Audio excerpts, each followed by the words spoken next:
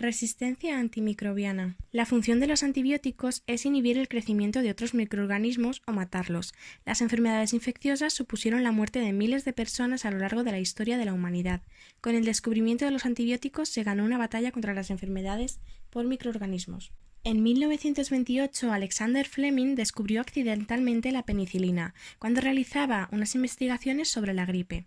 Fleming notó que un moho que contaminaba una de sus placas de cultivo había destruido la bacteria Staphylococcus cultivada en ella. Extrajo un jugo de aquel moho y comprobó que ocurría lo mismo con muchos otros tipos de bacterias infecciosas. A esa sustancia activa la llamó penicilina. Actualmente, la penicilina de Fleming es el antibiótico más conocido que ha sido empleado para tratar múltiples enfermedades infecciosas. A Fleming le siguieron numerosos científicos que descubrieron otros antibióticos de gran importancia. Después de esto, hubo un gran parón de 40 años, un vacío en materia de innovación en el que no se descubrió ningún antimicrobiano más, ya que teníamos muchos y no habíamos desarrollado aún resistencias. Los médicos confiaban tanto en aquellos fármacos que si uno no funcionaba recetaban otro, sin darse cuenta de que las bacterias estaban haciendo resistentes a los antibióticos poco a poco. A las industrias farmacéuticas les resulta demasiado difícil introducir sus medicamentos en las consultas. Llevar un antibiótico del laboratorio al paciente puede costar miles de millones de dólares y tardar hasta 10 años. Y pasado ese tiempo, lo que quieres es tener un medicamento que un montón de gente tome todos los días durante el resto de su vida. Así es como recuperas la inversión, y ese no es el caso de los antibióticos. No podemos responsabilizar a las farmacéuticas del desarrollo de la resistencia bacteriana. Eso es culpa nuestra y de cómo lo hemos estado utilizando hasta ahora, ya sea porque se usan contra una infección que necesita tratamiento sin lugar a dudas o contra una que no se va a beneficiar de ellos. En las últimas décadas ha disminuido progresivamente el número de nuevos antibióticos que se han ido comercializando en cada una de ellas. Esta evolución negativa de la disponibilidad de alternativas terapéuticas coincide con un incremento progresivo y generalizado de las resistencias a los antibióticos. Nos encontramos, por tanto, ante un problema que, lejos de disminuir, es cada vez más importante: la posibilidad de un futuro sin antibióticos efectivos.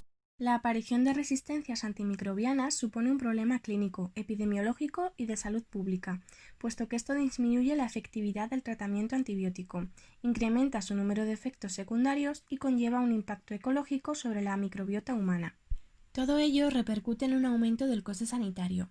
En los estudios realizados durante los últimos años sobre las bacterias orales más frecuentes implicadas en la infección odontógena, se muestra un incremento de la resistencia de estos gérmenes a la acción de los antibióticos más usuales. Así, se ha detectado un aumento de la resistencia a macrólidos, betalactámicos y clindamicina, en cepas tanto de Streptococcus viridans como de Porphyromonas, Prevotella y Fusobacterium, productoras de la betalactamasa aisladas en la cavidad oral. La mala utilización de los antibióticos puede llevar consigo algunos problemas, siendo el principal las resistencias que crean determinadas bacterias ante estos medicamentos. Esto significa que bacterias que son sensibles a la acción de un antibiótico, con el paso del tiempo dejan de serlo, es decir, estas bacterias se protegen frente a la acción del antibiótico y se vuelven resistentes a él. En estos casos hay que buscar otro antibiótico y volver a empezar el tratamiento, lo que retrasará la curación de la enfermedad. Los mecanismos por los que una bacteria puede hacerse resistente se clasifican en 5 grupos: dificultar el acceso del antibiótico a su diana, facilitar su transporte al exterior de la bacteria, modificar la estructura molecular del antibiótico de forma que pierda su actividad antimicrobiana, modificar la diana para dificultar la unión del antibiótico o incrementando su producción de forma que las cantidades del antibiótico sean insuficientes para unirse a toda ella, y desarrollar vías metabólicas alternativas a la que inhibe el antimicrobiano. Antibióticos usados en odontología para tratar determinadas infecciones. Betalactámicos. Son fármacos bactericidas activos en la fase del crecimiento bacteriano, útiles en el tratamiento de la fase aguda de los procesos odontogénicos y para la prevención de las complicaciones. La penicilina G parenteral, la fenoximetilpenicilina oral y la amoxicilina presentan una buena actividad frente a los patógenos aeróbeos facultativos y anaeróbeos, por lo que se consideran de elección en las infecciones mixtas de la cavidad bucal. Son efectivas frente al Streptococcus viridans. Sin embargo, cada vez son más numerosas las bacterias productoras de betalactamasas, especialmente de los géneros Prevotella, Porphyromonas y Fusobacterium, que las hacen resistentes. Macrólidos. fundamentalmente eritromicina, espiramicina, claritromicina y acitromicina. Son antibióticos bacteriostáticos que presentan una alta proporción de resistencia a las bacterias más habituales de las infecciones odontógenas, por lo que no se consideran de primera línea en este tipo de infecciones. Tetraciclinas, bacteriostáticos de amplio espectro. De ellos, miociclina y doxiciclina son los que poseen mejor actividad sobre las bacterias anaerobias, pero cada vez más limitada como consecuencia del aumento de los niveles de resistencia. Por ello, ninguno debe ser considerado fármaco de primera elección en las infecciones odontógenas. La más utilizada es la doxiciclina, sobre todo en algunos casos de periodontitis. Metronidazol, fármaco bactericida muy activo frente a las bacterias anaerobias gram-negativas y las espiroquetas. Puede ser de elección en la gingivitis ulcerativa necrotizante, en la enfermedad periodontal crónica y en la angina de Vicent. Clindamicina. Sigue siendo el fármaco de elección en pacientes alérgicos a betalactámicos, por su buena absorción, la baja incidencia de resistencias bacterianas y la alta concentración que alcanza en el tejido óseo. Alcanza altas concentraciones alveolares y la actividad bactericida clínicamente se logra con la dosis habitual recomendada. Fluoroquinolonas. El levofloxacino y moxifloxacino son menos rentables que otros antibióticos. Además, la resistencia de los Streptococcus viridans frente a los levofloxacino es elevada. Las bacterias que provocan las infecciones se han hecho resistentes a los antibióticos que las combaten. Los expertos advierten de que en pocos años habrá carencias de antibióticos para tratar infecciones. El abuso de antibióticos en seres humanos y animales ha contribuido muy lentamente a desarrollar la resistencia a los medicamentos antimicrobianos. Que las bacterias están haciendo resistentes a todos y cada uno de los grupos de antibióticos existentes es ya una inquietante realidad. De aquí a 10 años no habrá medicamentos con los que combatir las infecciones comunes, la consecuencia más preocupante. Si llegamos a un punto en el que no haya antibióticos, va a ser terrible, porque habrá enfermedades tanto en animales como en humanos que no tendrán cura. Operaciones quirúrgicas, partos, cesáreas se convertirán en intervenciones de riesgo, si no es posible administrar un antibiótico al paciente con el que combatir una posible infección común. Los expertos no tienen duda alguna en afirmar que cada vez que se toman se contribuye poco a poco a desarrollar la resistencia a estos fármacos antibacterianos. Si utilizas los antibióticos ahora, es posible que no funcionen cuando tengas una neumonía a los 75 años y los necesites. Hacer caso a los médicos, usar antibióticos solo cuando ellos nos los receten, racionalizar el uso de los antibióticos y así reducir la cantidad de antibióticos que utilizamos. Búsqueda de nuevos antibióticos. ¿Cómo? Con las bacterias encontradas en el suelo. Virus mata bacterias, aunque ya hay bacterias resistentes a él. Buscar compuestos químicos que inhiban la conjugación bacteriana, principal mecanismo que utilizan las bacterias para pasarse los genes de resistencia de unas a otras. Si conseguimos inhibir este mecanismo, por lo menos impediremos la diseminación de los genes de resistencia. La resistencia de un microorganismo frente a determinado fármaco puede ser de dos tipos: resistencia intrínseca y resistencia adquirida. La resistencia intrínseca es una propiedad natural de cada grupo bacteriano. La resistencia adquirida es variable y puede estar presente en una cepa bacteriana de una especie determinada. Es un rasgo que está en función directa de la variabilidad genética bacteriana. Por lo tanto, puede deberse a mutaciones de genes cromosómicos existentes, a la adquisición de material genético externo y a mutaciones del material genético externo o adquirido. Los mecanismos de resistencia transferible se producen cuando un microorganismo recibe la información genética de otro microorganismo vivo o muerto. Este material genético, que contiene información para resistir el efecto de una droga determinada, puede transferirse mediante los siguientes procesos. 1. Conjugación. Mecanismo de recombinación genética bacteriana que requiere de contacto físico entre dos bacterias. Una de ellas poseedrá de un pili sexual, a través del cual se transfieren plásmidos que codifican para resistir el efecto de uno o varios antibióticos. 2. Transformación. Fenómeno de recombinación genética bacteriana que consiste en la incorporación de fragmentos de ADN procedentes de una bacteria que previamente sufrió lisis. 3. Transducción. Es la transferencia indirecta de material genético cromosómico o plasmídico, medida por virus, que no requiere de contacto físico entre las bacterias.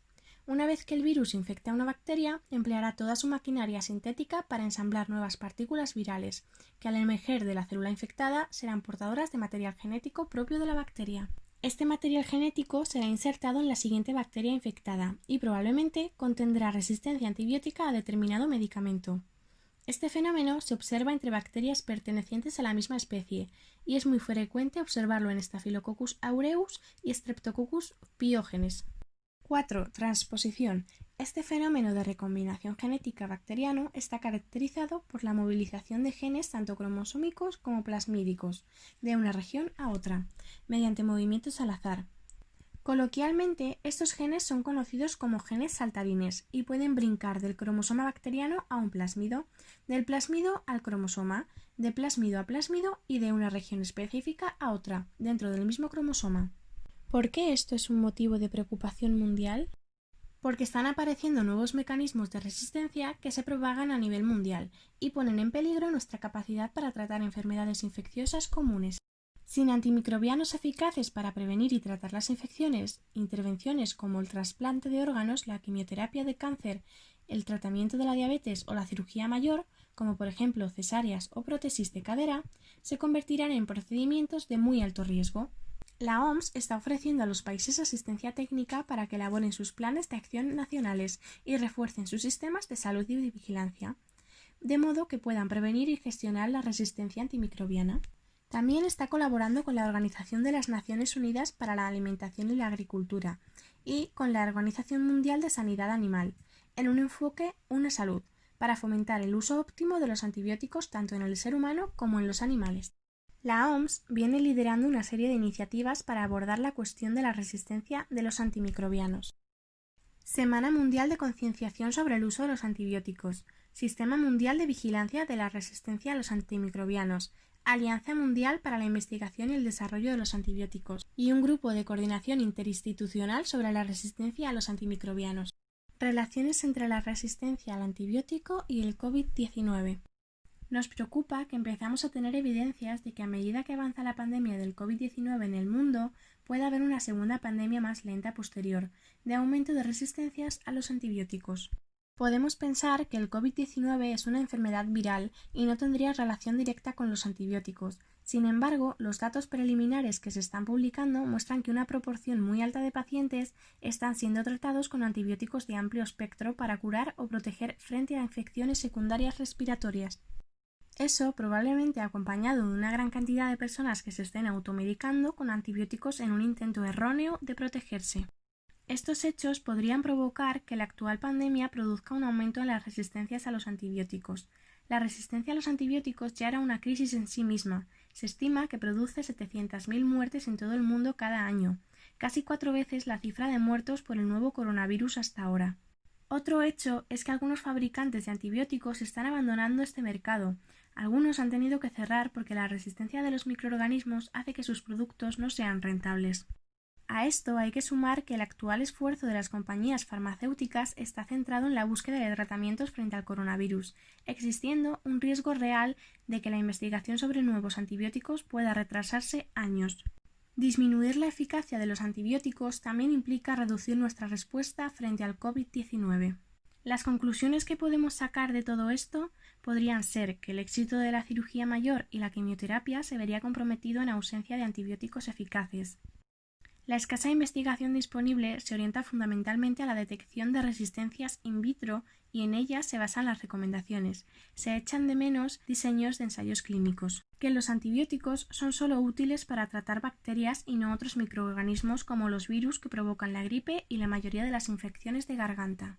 Que no se deben tomar por su cuenta antibióticos ni conservar en el botiquín los restos de tratamientos anteriores para consumirlos en otra ocasión. Y que es especialmente importante respetar las dosis y pautas, porque si se toma mal no solo se corre el riesgo de no curarse, sino de hacer que esa bacteria no responda luego a otros tratamientos posteriores. Recuerda, en este mundo globalizado, el uso de un antibiótico en un lugar puede contribuir a la aparición de resistencia en otra parte.